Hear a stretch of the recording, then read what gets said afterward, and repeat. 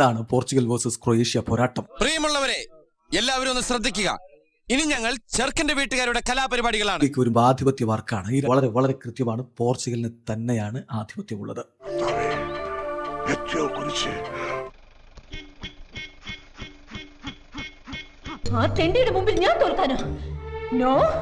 പേടിച്ചിട്ടാണോ? പേടിയൊന്നുമല്ല ചന്ദ്രേട്ടാ, ഒന്നും നോക്കണ്ട. ഓക്കെ, യുദ്ധം തുടങ്ങിയിരിക്കുന്നു. എന്താടാ? ഇവിടുത്തെ ഒരു മെയിൻ സ്പിരിറ്റ് കടത്തുകാരനാ ഈ വാളയാർ പരമശിവം എന്ന് പറഞ്ഞ. ഈ പരമശിവത്തെ ഞാൻ നോട്ട് വിട്ടിട്ട് നാള് കുറെ ആയി.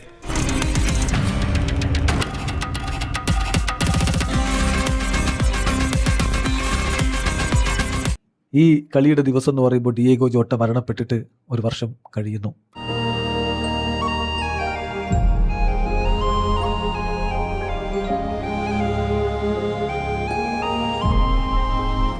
അവന് വേണ്ടി ചെയ്യേണ്ടതൊക്കെ ഞാൻ ചെയ്തു.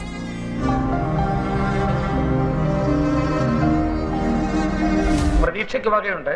ഒരു മിറക്കിൾ സംഭവിച്ചാൽ നാളെ തന്നെ എഴുന്നേറ്റ് നടന്നു എന്ന് വരാം. എല്ലാം തന്റെ കയ്യിലാണ്.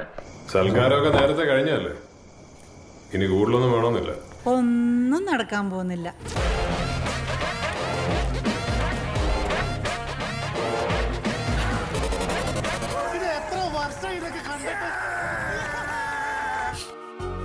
എനിക്ക് പ്രതീക്ഷയുണ്ടായിരുന്നു നീ തിരിച്ചു വരുമെന്ന്.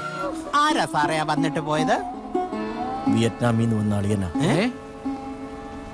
പെങ്ങൾക്കും പിള്ളേർക്കും പൊട്ടിക്കാൻ വിഷുവിന് പടക്കമായിട്ട് വന്നതാ. ഓ, അനുഭവിച്ചോ? പോളിറ്റിക്സ് അറിയാവുന്ന ഒരാളും. അപ്പൊ നമ്മള് തമ്മിലൊന്നുമില്ല.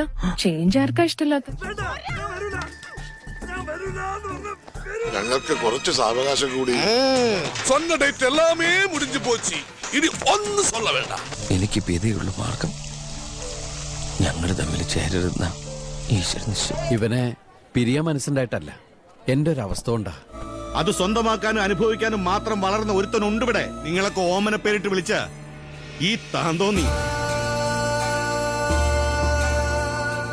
എന്ത് തന്നെ സംഭവിച്ചാലും എന്തൊക്കെ തടസ്സങ്ങൾ നേരിട്ടാലും എനിക്കന്ന് ചാമ്പ്യനാവണം. സാർ ഇവിടെ നിൽക്കുവാണല്ലേ? വരുന്നില്ലേ? വേഗം വാ സാർ. അല്ല, ഞാനിപ്പോ വരാം. അവർക്ക് അവരുടെ ലൈഫ്, നമുക്ക് നമ്മുടെ ലൈഫ്. എന്തായാലും ഇതോടെ എല്ലാം അവസാനിച്ചല്ലോ. ഇനി ഞാൻ നിന്നോട് ഡയലോഗ് പറഞ്ഞ കരഞ്ഞു പോകും.